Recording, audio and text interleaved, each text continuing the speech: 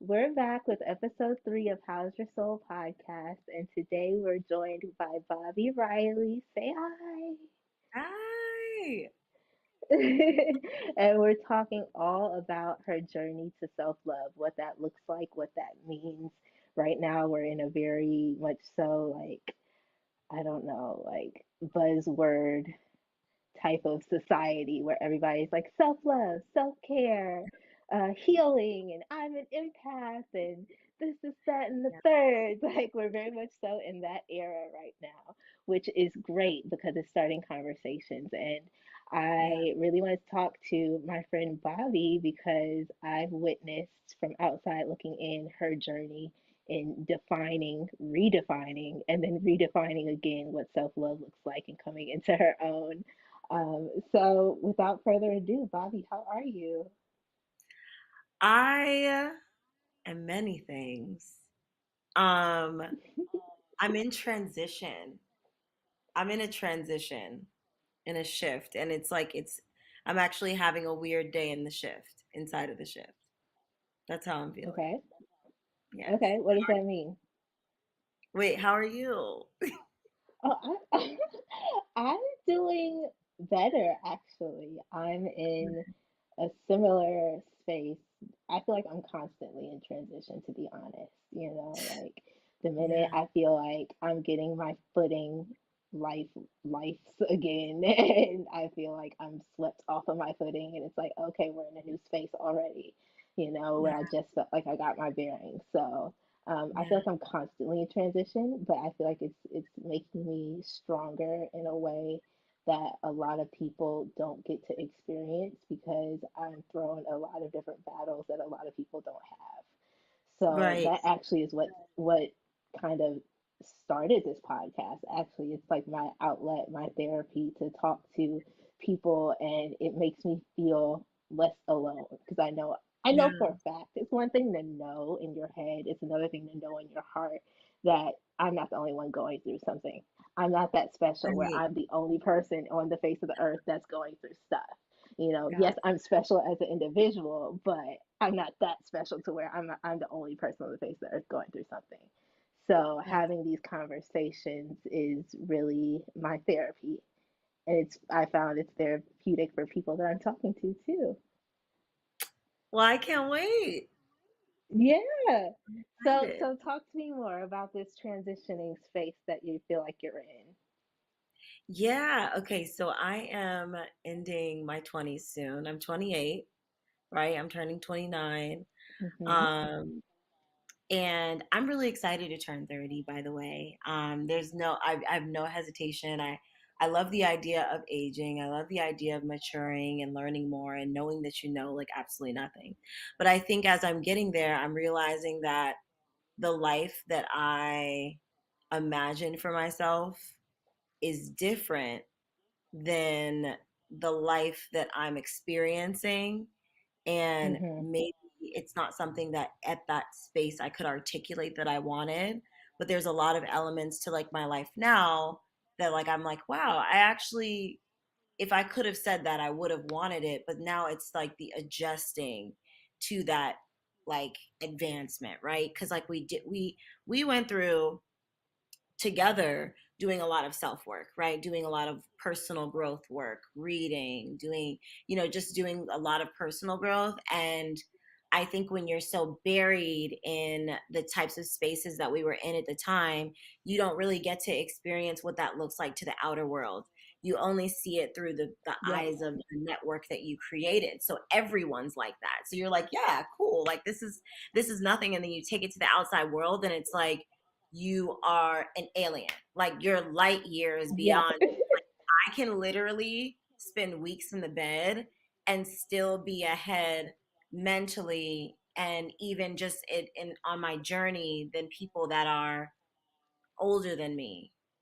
Yes. And it's some days it's really great, right? Because like when I'm in my career and I'm thriving and I'm in my passion, and then I have like my side hustle and like it's great and like everything's just like moving and I'm like yes and like then I'm at home where I'm like trying to have interpersonal relationships and realizing that there are a lot of things that are not like I can't really relate to. And then there are a lot of things that I can relate to in my older friends and understand. But then I'm in this young body and it's like that, it's all so much.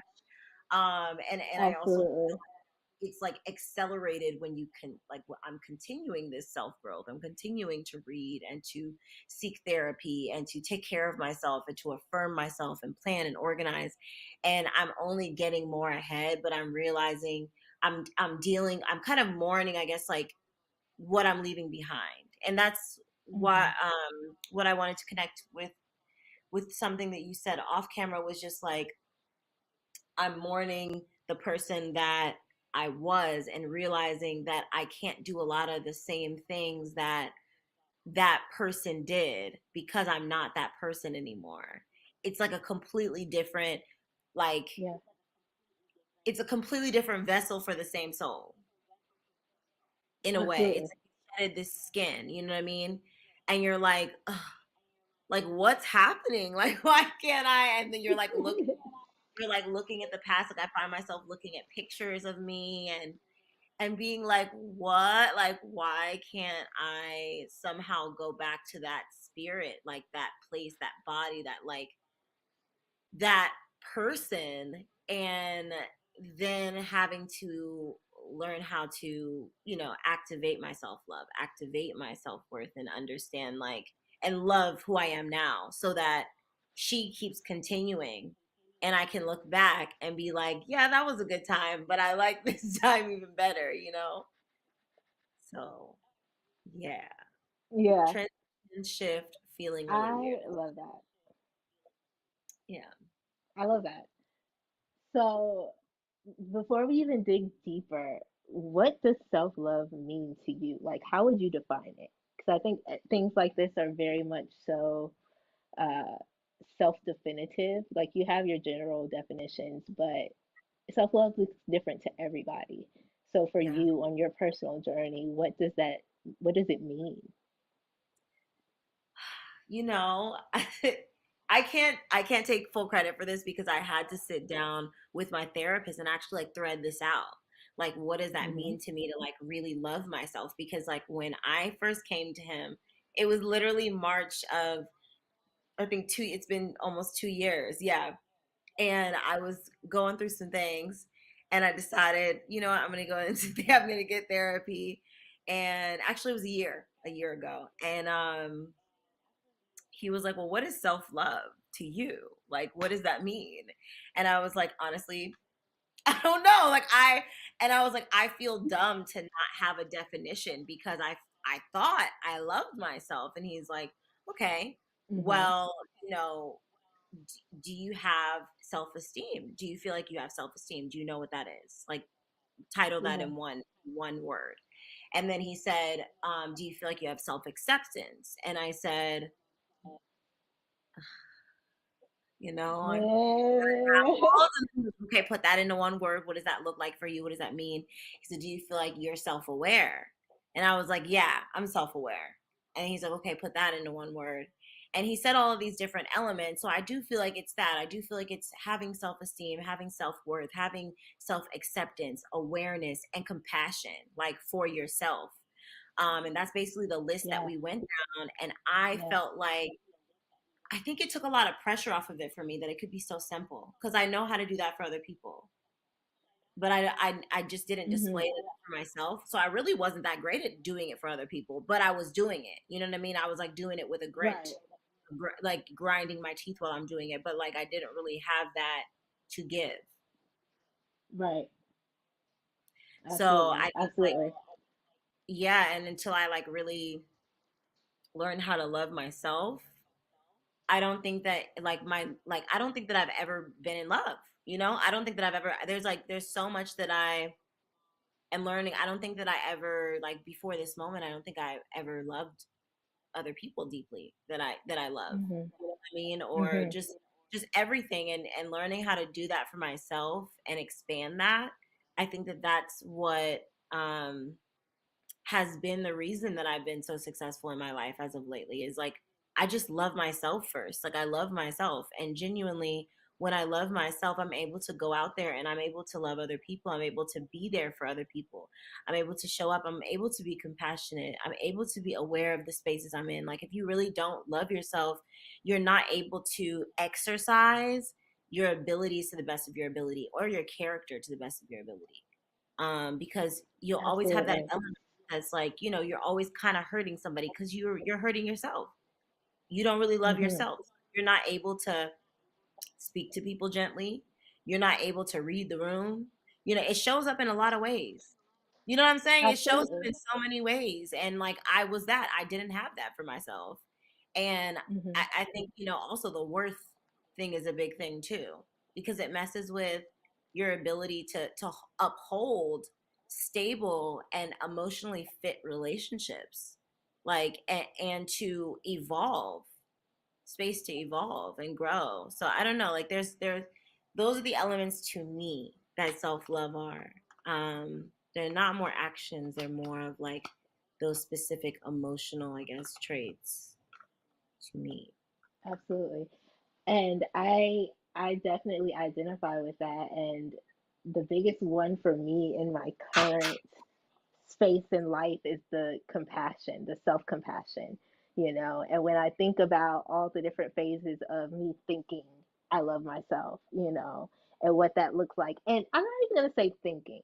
It was my reality at the time. It was my level of understanding of what self-love was, and I was loving myself to that capacity. But then I unlocked a new experience or a new level or a new understanding of that, and I leveled up my version of self-love.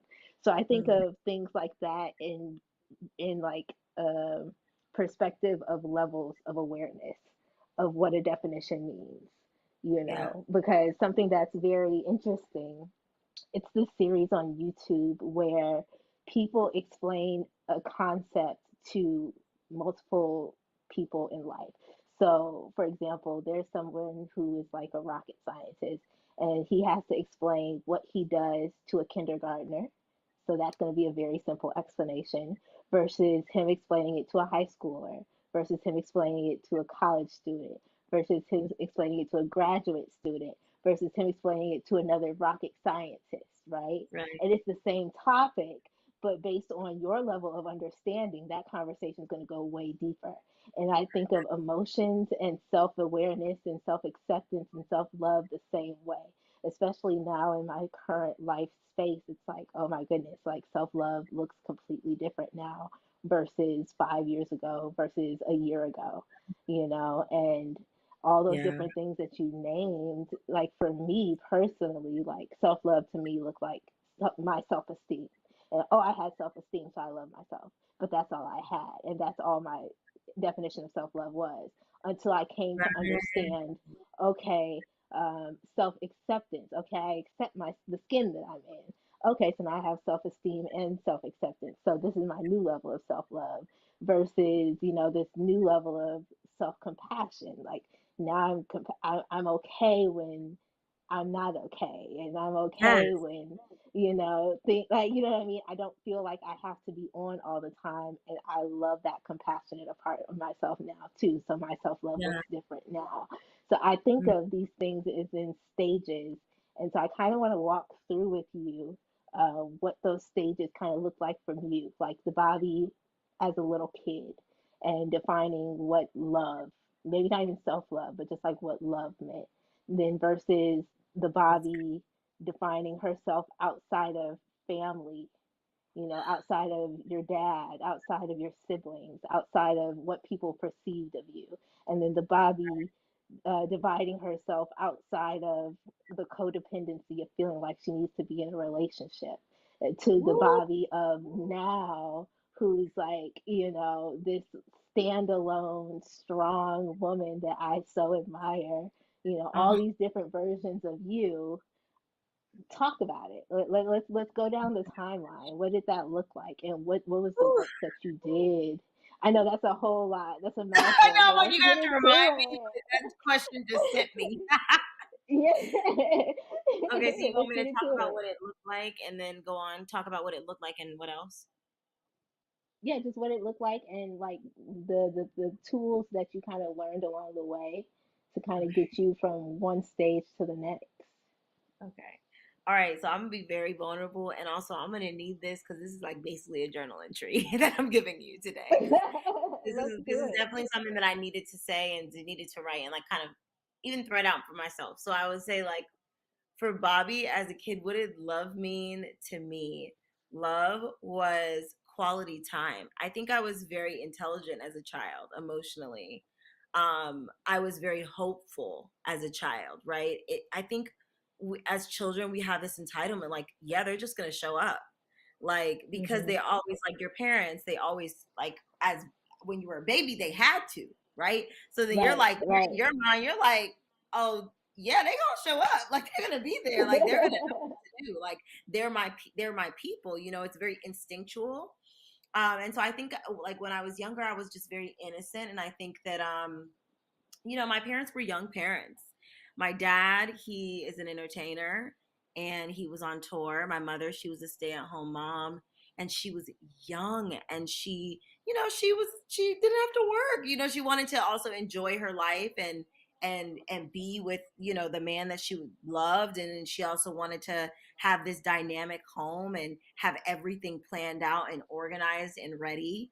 And so I mean my admiration of what like even just like beauty was and love was like was my parents, like was like them goofing around with us and like having movie Hmm. nights and all the like the moments that my mother actually curated, which I learned later. Those were Hmm. that was what I felt love. Like I was like, oh my God, I love these people. These are my people, right? And Yeah. being able to just like Deja used to whenever I would come home, Deja my being my older sister, whenever I would come home, she would like help me make my snack or we would play restaurant or like just like little things like that. Like that was love to me. And so when those moments had to be ripped away because, you know, Deja has practice and mom is going after what dad's doing and dad can't show up and like then nobody's there and I'm just with my grandma, right? Then that broke my heart, but it also shifted to maybe this like this solo codependency. I don't even know how that could be possible, but like my Yeah. nana became my best friend because she was always the one that was there when my sisters got a little bit older and they started competing. So either my mom was there or she was trying to be with my dad and my dad was trying to be, you know, who he is on a stage for Hmm. everybody else. Everybody else knows him as a legend, as a person that created a musical era. That's I was at home alone. And so love became, you know, being with my nana. Love became drawing my cartoons. Love became watching movies, right? Love became, you know, me playing alone and learning.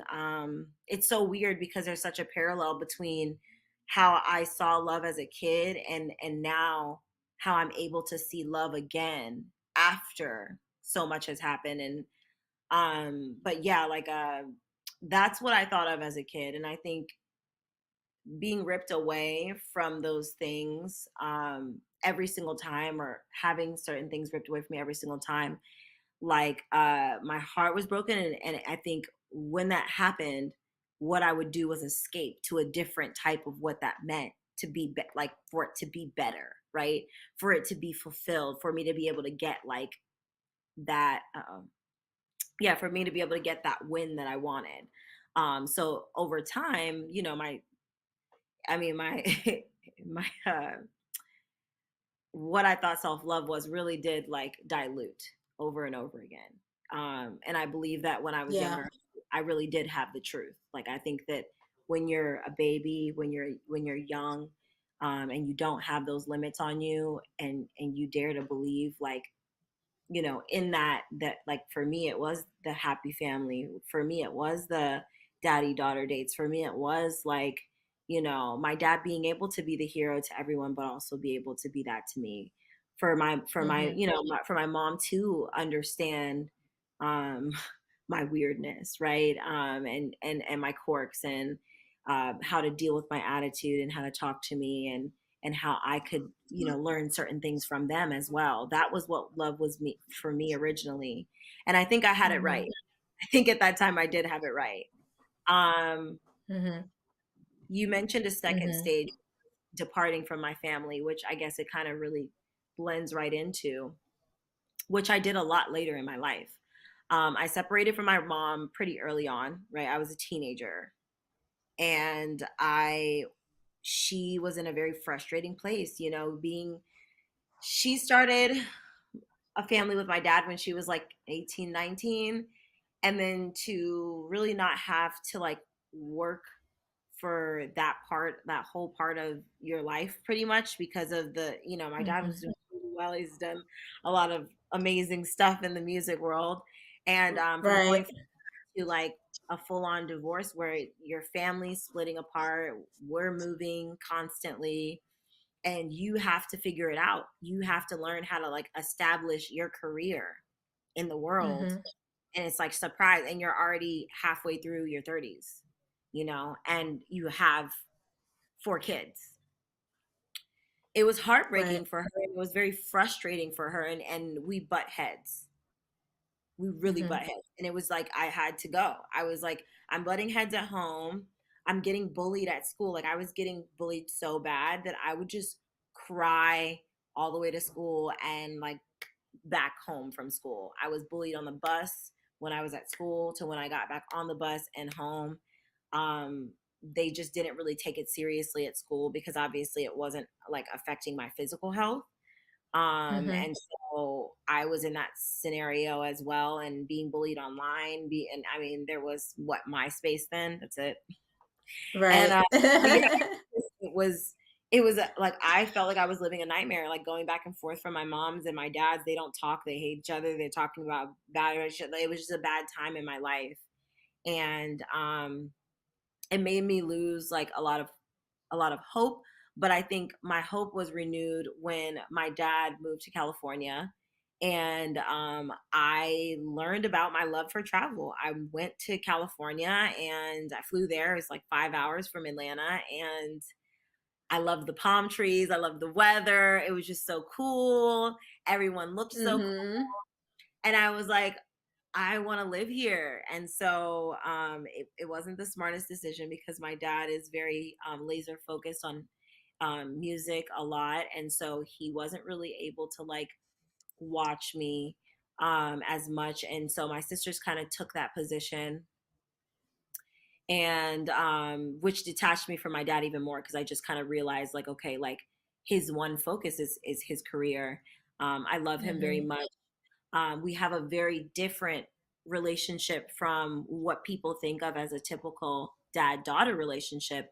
But he has taught me so much about building a career and being laser focused and learning how to catch a fish instead of waiting on the fisherman, right? And so, like, I really love Right. him for the things that he was able to give me, and for what he showed me what sacrifice looked like, but as a Right. child, I atrophied because of my dad's, success, and all the things that he was doing. And so Mhm. it was very hard. And that is when I clinged on to parasitic friendships and toxic friendships, and clinged on to toxic romantic relationships for really long drawn out periods of time because I didn't love myself. And I was very broken. I was very separated because I'm being separated from what I know as love, right, which was my family. I'm not Mhm. experiencing that from my dad. I'm not experiencing that from my mom. I'm having this really painful, domesticated like break with them emotionally. There was physical things, there was mental things, there was a lot of things going on, and I had no outlet or anybody knowledgeable on these types of things to speak to my pain and say that it's real. You Right. know what I mean? So it's like I look like I'm Right. doing it on the outside. You see my last name, you see that I can put myself together, but I am like broken, wanting to die. Like I did not want to be here. I just endured so much emotional pain that I was like, what? I didn't really care. I didn't want to hurt Yeah. anybody, but I just didn't care about being here. I didn't. I Right. I Right. wouldn't even call it like I wanted to like unalive myself, but it was just like I didn't care if I died. I think that that's like Right. when I like stopped fearing death because I was just like, I mean, I don't really know what I'm here for, so cool. Like if it happens, it happens. And then Yeah. I started doing music, which it's I mean, it was like pouring acid on top of something that was already corroding. You know what I mean? Essentially, I Mm. developed like even more body dysmorphia than I had growing up. I didn't feel confident in any of the things that I did, my lyrics, the things that I came up with, the person that I was, my voice. Um, I just didn't feel good. It just didn't feel good. And I'm so glad that like, and even just like drinking all night in the studio with men, like with Mhm. multiple men. Like, it's not like I'm doing anything, but I'm recording, but it's like, it's the environment. It's the Yeah. audacity of the environment, right? It's just like, Yeah. you know what I mean? Like, I'm up till like 3, 4, 5 a.m. in the studio with all guys drinking my liver away, smoking my lungs away, and making like overtly sexual songs, or songs that were about unrealistic relationships, or just mindless things. And I was so Mhm. lost. I was so lost. And in the background, I'm building a makeup career, right? In the background, I was an assistant on set. In the background, I was doing, makeup for different movies and stuff. And in the background, I was being a people pleaser of a friend. Mhm. In the background, I was being like, leached on emotionally, physically, romantically, like Yeah. all these kinds of things. So I was emptied. There was no way that I could like it was like literally no self-love in sight. Like, Yeah. I'm here. Yeah. You're just existing. I was just existing. And to like it's like talking about it, I'm like it couldn't have gotten any worse, but it did over the time up until now. Like, it couldn't Yeah. have, but it did. And it took me a really long time to weed myself out of the tangles of like the whole entire knot that I had built Mhm. up. Like this, I threaded like a huge knot of like self-hatred. Like, let's put Yeah. it like think of like a big knot in front of you, so big like your face, you can't even see your face. You're just holding it up to Yeah. your face. That's literally what it was. Like, and it was like Yeah. connected to my face. I'm not talking right. I'm not seeing right. I'm not. My senses are so not in tune. So what was your aha moment, your wake up moment where you're like, okay, something's got to give. If nothing changes, nothing changes. You know what? It's really crazy to say this, but it should be said. I feel like the business that we ended up entering together, I think that did save me and create and being able to help me uh, find value in myself.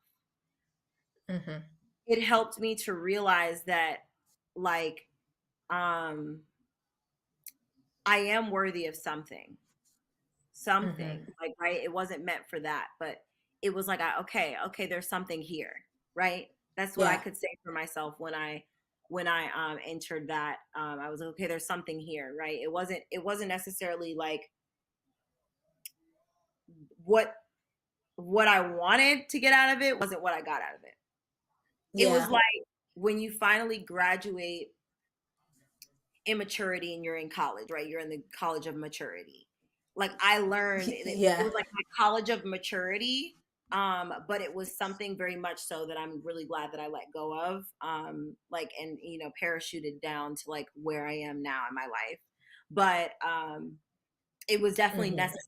Like, I think that was what, like, if I had continued down the road I was going, I would probably have had some of the things that I wanted on paper, right? I'd probably be married. I'd probably have kids. We probably wouldn't be having this conversation right now. I wouldn't be where I am in my career, and I certainly wouldn't be um, as mature and valuable of a person. I wouldn't have the Mm. I wouldn't be I just wouldn't be the person that I am today, and I think that's why I love her. Like that's why I'm so in love with the person that I am now, is because, you know, even resilience is not pretty. Like, you know, you looking No. like you actually overcoming is not the cute part. It's not like you think that it is, because we Not glamorize at it, all. right? We romanticize it with movies and books and the hero, you know what I'm saying? But getting to the point where you save yourself is not cute. No part of it is cute. It's hard. It's so uncomfortable. And, you know, I think that that's why people shy away from it. I think that's why people put the weights down when it's like when you're starting to feel that muscle tighten and be like, okay, okay. Like, you know, you're supposed to keep going when that part happens, and that's how you break and you hit gold. When it's like when the Yeah. rock is the hardest, like the toughest, is like once you break through that, it's actually gold. But I had so many points that I was just like, I'm grabbing something, but like I would tap it, like, you know what I mean? I would like tap and be like, oh, it didn't come open. I didn't buy a purse. Like, I didn't get my apartment. I didn't, you know, do this. I wasn't able to do this for myself. Like, oh, fine. I'm not a diamond. There's no diamonds in there. Like, there's nothing for me, right? Right. And then when I stopped being like, woe is me, and I'm like, Right. okay, pick up the mallet and like go for it. Like, just keep going for it. Just keep going. Like, keep going. Like, I know, and in the voices get louder as you keep going, but you just keep going Mhm.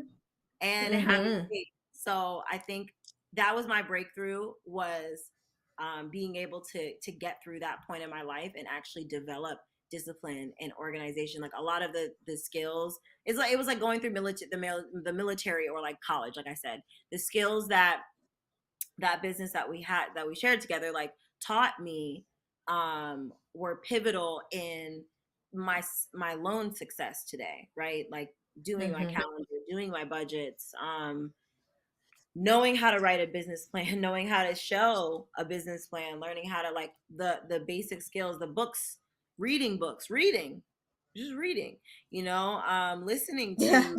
listening to podcasts, listening to audios, listening to educational things, you know, listening to Oprah's masterclass or John Maxwell, like things like that. Like it opened, and also learning how to own your own business and like take it so super seriously and spend money on your business, and not be afraid Yeah. of that, and be willing to take the risk in doing that. And had I not had that experience, I don't think that I would know what it means like as an entrepreneur to do well, just how to do well, Mhm. and how to like I wouldn't have a blueprint to success. So I'm Yeah. thankful to God that I had that template to now say like, okay, and measure and be like, okay, wow, all right, I do see how this did work to my advantage. And I learned how to trust my own instincts when I left. And so, you know, Yes. from family, the ripping apart of getting rid of like of not getting rid of but becoming independent from my family happened while I was in this business, because nobody like believed in me. Everybody was like, this is the Yeah. crazy thing, like why are you doing this? And they shunned me and they did all this stuff. And I said to myself, well, like, you know, this isn't love to me. Like this isn't somebody that's supportive to me, and this isn't someone that like that's not I wouldn't want somebody to think that about me if I was saying to them like, hey, I'm starting this new business, I would really love your support. And so like not having anybody's support and or intuition, validation, acceptance, even compassion in a sense, and confidence, them not having that in me, I had to have it in myself, even if I faked it. And Abs- I was faking it the whole time. Absolutely. I was faking it good. I was faking it good. I was faking good, and I faked it the whole Mhm. time. There was no part within that business that I ever felt content that my family did not support me, that I ever felt Mhm. okay. Because family is a huge thing to me. It means everything to me. I would do anything for my family. I'm sorry, that is I guess I'm just saying it out in public that that's my Achilles, because I'm like, that is everything to me. And so for Yeah. me, them not having acceptance for me, support, compassion, or treating me kind of like harsh, stiff arming me, or like kind of being like, I know that she'll never be successful if it's that, right? That's what taught me to believe Mm, in myself, because yeah. I had to fake it. I had Mm-hmm. to tell myself every day, like, you can do this. You know what I mean? Yeah. Not imitating it is not as good as actually having it. And it's not the same as actually having it. I basically Yeah. had to learn what that looked like, but imitating it for the time kept me going. It kept me it kept Yeah. me trying to fight for better. The resistance was really high because I don't believe that that was my path. But Mm-hmm. as far as it going, pushing through and like working. But I think that Yeah. it didn't work for a reason, but it worked. All the things that did work it worked for a great reason, great reason.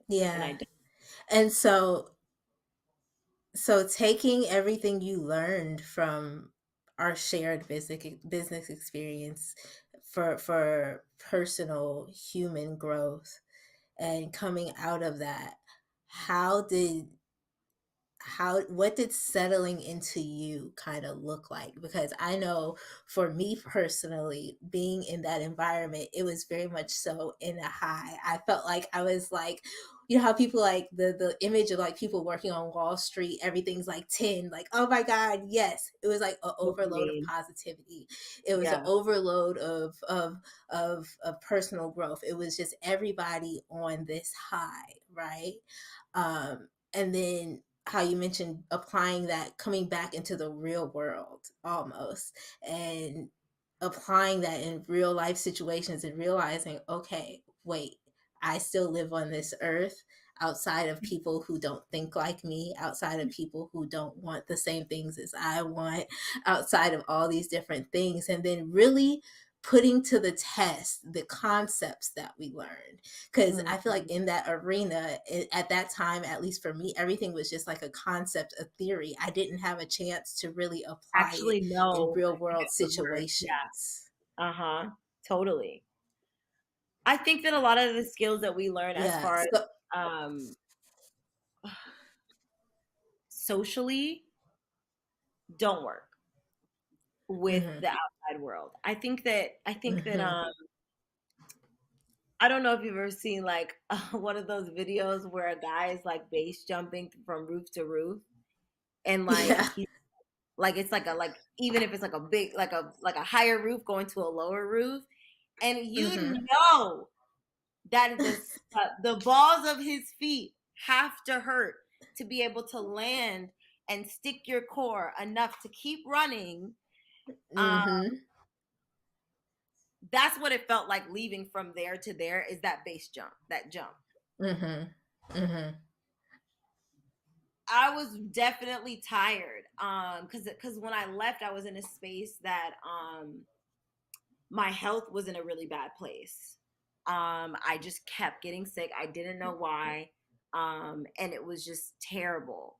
I just kept getting sick. It was like being sick. Like it was like I was just going down because I was trying to do so much to be able to keep up with my business financially. And it was like the expenses were increasing. Yeah. And um I was like, if I didn't have this business expense, how much could I do for myself right now, health wise? Mhm. And so Mhm. I had to start taking like what I was giving to that and start scaling back so that I could figure out what was going on, so that I could take more time off and be able to, so that like when I can't get up out of my bed, I got COVID actually, like right, Oh no. I think it was like either right after, like I think I got sick a few times before, but that was the last one that I was like, okay, it was like the last contact. But I was getting sick a lot, and yeah, it was just like different things. Always, it was my asthma, then it was this, and then it was that, and my allergies, and I was having like all of these different health problems, and I couldn't like do financial things for myself that made me feel comfortable. Mhm. and I couldn't do things for myself. I couldn't spend time with my family. I couldn't leave town.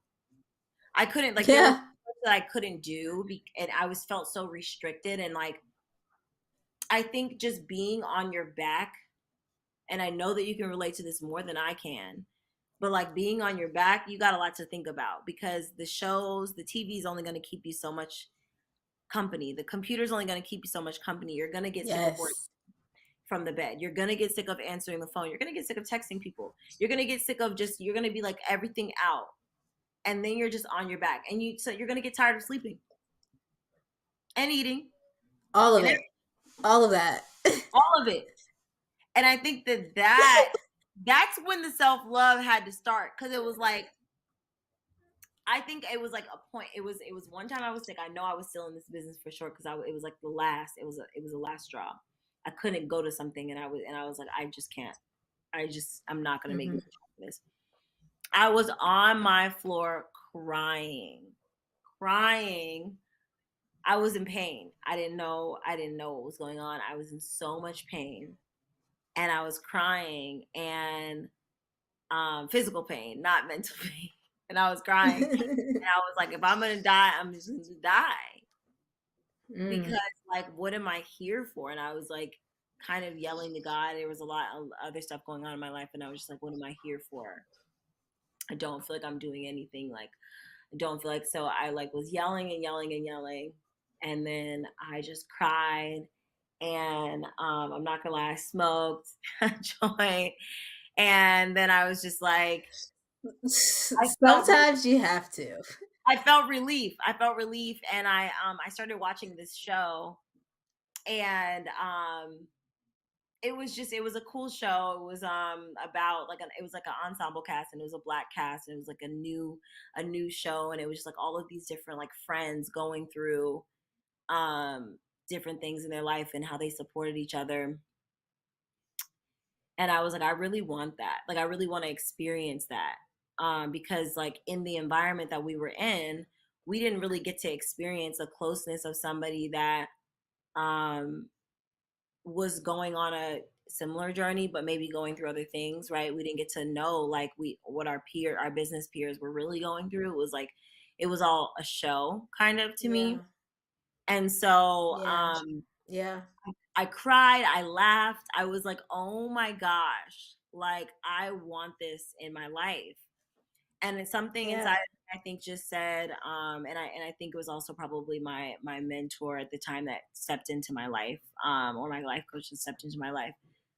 And she was just kind of like, she was very tough loving, and she was like, "Why are you sick?" And Mhm. I thought that that was the most frustrating question. I was so pissed because I'm like, I Yeah. can't my body. And she's like, what are you thinking about? What are you talking about? Who are you around? Who are you sleeping with? Like all this kind of stuff, right? She's Yeah. asking the Yeah. question, what are you eating? How much are you sleeping? Are you drinking water? Okay. She just let me plain answer them. And she said, okay, okay, okay. So how do you think disease gets into your body? And she said, so without you having the awareness of all these things that I just named to you on deck, right? And you actually taking care of those things, how do you think that a disease, any type of disease, can get into your body? Mhm. Because there is a lot of gateways. All those things that she named, it was about 10 things. Those are all Yeah. gateways. Absolutely. And she was like, okay. And I think in that moment, I decided that I was like, I need to start from this ground zero, this floor on, zero. The floor that I'm crying on, this ground zero, like I need to start from there. I have to start from there. So now when I feel my lowest, when I have nobody to call, and I had people to call, but I just didn't have the relationship that I wanted with myself, and the relationships that I wanted in my life to be able to motivate me to be willing to do that and call other people. Um And that's when I needed God. I needed all hands on deck. Like, and I think that God really came to my rescue in that moment and provided me with my life coach. It came to me very organically. She had a relationship with a family member of mine, and I was able to use, like, I was able to leverage that and just call her and talk to her. And she was like, she kind of took me under her wing over time. Mm-hmm. Such a beautiful thing because she's light years ahead of me. She has the life that I want. I don't think that I would have been able to seek that if I hadn't been a part of this business, right? So it was a base jump, but I landed on a good foundation for myself by having her support, by having a therapist, right? I didn't have anybody else, but I had those two Yeah. tools. I ended up having to have a tutor that came into my life that had to train me to learn for this exam that I had to pass in that time as well. And as all these things are happening, Mm-hmm. like mentally, physically, spiritually, I'm being pushed away from this business. I'm being pushed away. It's not even like me quitting and like making it some formal declaration, because I never would have. It was literally Yeah. body, my mind, my environment pushed me out Same. of it. Same. And I don't think I ever would have left if not. I literally honestly don't. And Mm-hmm. Yeah, and so my tutor, the element that he brought into my life was focus and discipline through I was going through something with a friend, actually, a betrayal, and I was like mentally really messed up because it was like a serious it, it was like a serious thing. It was like a romantic betrayal, and it was just kind of weird, guys. I don't want to go too far Mm. into it, but That's right. yeah, but it was so deep for me that it was so good that he came into my life because he made all those things not matter. Like, all those things had to disappear when he's trying Right. to input vocabulary and numbers and stuff in it, like implement it into me and implement this like trainer, this like test taker. Like, it felt like I was taking the Mm-hmm. SATs. I had no like brain space. He was like, whatever it is, it's got to go, Gotta because go. like you need to focus on this so you can pass, so you don't get fired from your I was working a corporate job while I'm still trying to do makeup. And music fell to the wayside, by the way. I didn't mention that because we kind of got on a different topic. But yeah, I had to like mentally focus myself. And so he brought that into my life. Mm-hmm. And I never really had a black man in my world to tell me that. My dad didn't get Mm-hmm. to explain to me focus, right? My parents were very like um metaphoric with their actions, right? There, all the things that they displayed to us were things that they really wanted us to be able to be in our adulthoods, right, in some way. Which my dad is very disciplined and focused when it comes to his career, and I never understood that, but I understood a lot of the other creative parts of him. And like waking up at noon, you know what I mean? Or just like certain things, or like needing space to just, Right. or like certain things that he would do, but I never really understood that. So he kind of Mm-hmm. was able to teach me discipline and focus for myself in order to get the victory that I wanted. And it also let me know that I was capable. And also let me know that I was Mm-hmm. capable of keeping a relationship with someone that, and we could reach a common goal or a vision together. And he's light years ahead of me. He's like in his 50s. So it was really cool to have that Yeah. experience. On the other hand, I had a black male therapist, and I picked that because again, like not having certain experiences from my father, I wanted to experience like having a black male figure share certain things with me or help me and teach me emotionally how to carry myself. And so he Mm-hmm.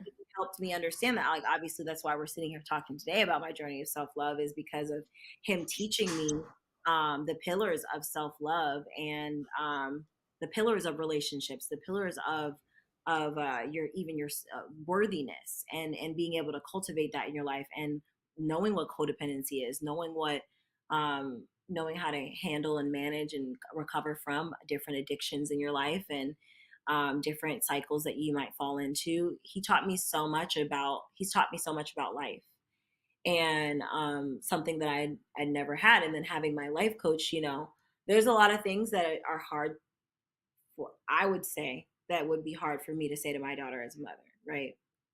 And so having that person Right. that could say all those things to me, and we can fight, and we can disagree. We can come back together, and I know that she is the smartest, one of the smartest human beings, one of the most Mhm. incredible human beings that I'll ever know. Having a team or a Mhm. village of people like that to start out with as a foundation, um, it was hard. It's like training Karate Kid, but like, Yeah. it was such it definitely created a different person and created a pivot. And I think everybody's seen that pivot. Yeah. And so all of that, that last phase from like jumping out of the business into that new era of life, it was what it sounds like to me was the catapult for that before you even um, gravitated towards these new people or towards these people gravitating towards you. um, you had that self-awareness to be like, okay, something's not right, something's got to give. And that's another level of that self-love, because for so long we operate, because I was the same way. I was operating in a space where I was just like, okay, all this sounds great, this logically makes sense, this logically everything was, I was in a logical place in my life, not in a feeling place in my life, not listening to my body and all of those Right. different things. Everything was, all my decisions were based through a logic filter. And self awareness went to the wayside. It was just like, well, self awareness does not always equate to logic, but Right. sometimes the self awareness needs to supersede logic. What you're feeling in your body needs to supersede what logically may make sense in your mind in order for you to ascend to the next level. And if you Absolutely. don't, that sickness can take over. Hence my autoimmune disease. Like all that happened around the same time of you getting sick, about around the same time of both of us exiting that business. And it's crazy because for me it was the same way. It was the, if my body didn't say no, I I probably, wouldn't my have said logical no. mind wouldn't have said no. It's time to go, because logic took over. I was operating out of logic. But Yeah. until I allowed myself to really succumb to the self awareness and listen to the soul, my soul, because my soul the whole time was saying something's not right, something's not right in the decisions you're making. My Yeah. soul wasn't happy. I was listening to my Yeah. brain, not my soul. You know what I mean? And I was just like, the this temporary uncomfortability will get to the other side, and then my logic and my soul will meet and everything Yeah. will be They can kumbaya, be happy, right? and then they'll be happy, and they'll live happily ever after. Exactly, but sometimes that doesn't happen, and it's okay to listen to the soul over listening to logic. Yeah. And that is for me the biggest step in my personal self-love journey, and it sounds like in your personal self-love journey it was the big pivotal moment for you to grow into the person, the woman that you are today. um, and if there was one thing you can tell young Bobbie, the Bobbie who only knew the family version of love, what would you tell her? I would tell her you'll get there. Like, you're gonna get there. It's all gonna happen. I think I'm still telling her that, right? You'll get there. It's all Hmm. gonna happen. Because it will, and it's gonna happen better than you think it will. It's gonna happen at a better time, in a better place, and the moment that you become content with where you are is when God's like, all right, come on, it's time to come up to this new level. Like, come on. And so I've Yeah. learned how to find contentment and gratitude anywhere that I am, and say, okay, God, if this is where you want me, like, and I've been in some crazy places where I'm like, okay, I'm on food stamps. I can't like pay my rent. I can't do this. I can't do that. And I just really had to be like, okay, God, if this is where you want me, like, this is what it's going to have to be. And I don't want to have to think about what's next. I know that you'll think about what's next. and I would create a safety in the back of my mind if I had to, like a little safety plan B, like okay, if something really does happen to Yeah. me, whatever. But ultimately I had to surrender and trust and just be like, okay, this is what this is. If this is your will, let it, like, it's gonna have to be done. It's gonna be done. It's gonna have to be done. And in that very instant, like literally next moment, I wake up the next day and he's like, girl, I just wanted to, I just wanted to see. I wanted to make sure that you understood that it's not coming from you. That Yeah. that it's always gonna come from me. And you do. So good. Here, next level. Yeah. Yeah. Yeah. Everything. So now, so now, in the Bobbie stage that you're in now, how's your soul feeling? My soul is embarking on a different territory. Um, it's looking at the person or even talking about the person that I was. It feels so foreign from who I am now, in a good way.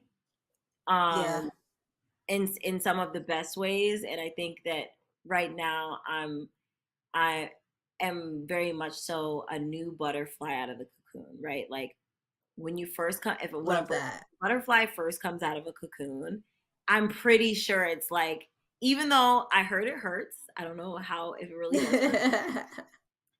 They're like, okay, well, that was really comfortable for me, and that, and I was okay with that, and I got real content there. I got real cozy, and now I have to learn about this new world, and like, what if I land on someone's palm, you know what I mean? Or like, what if something bad happens to me? Like, what am I gonna do, um so I think it's like that Right. uncomfortability of not know, like, you're in the unknown territory, not knowing unknown territory, but it's like, you're not gonna know, Mm-hmm. you've never been here. And then Yeah. also just fighting through having to really affirm myself about where I'm at, that I belong, that I belong, and that I deserve to take up Yeah. space. Yeah, I love that. I love that. Well, thank you so much for sharing with us. It's been very insightful, I'm sure, like for myself personally, but I'm sure for everybody listening. Everybody's self love journey looks different, but there are a lot of parallels, and it reminds us that we are more alike than we are different, and that self love is a journey. It's not a final destination, and it takes time and it looks different. And there's always going to be a new level to ascend to in understanding and implementing and embodying and accepting. And we're all just along for the ride, right? Yeah, we are all just along Yeah. the way. So until next time, this has been episode 3 of How's Your Soul with Bobbie Riley, talking all about our journey to self love. See you Yeah. soon.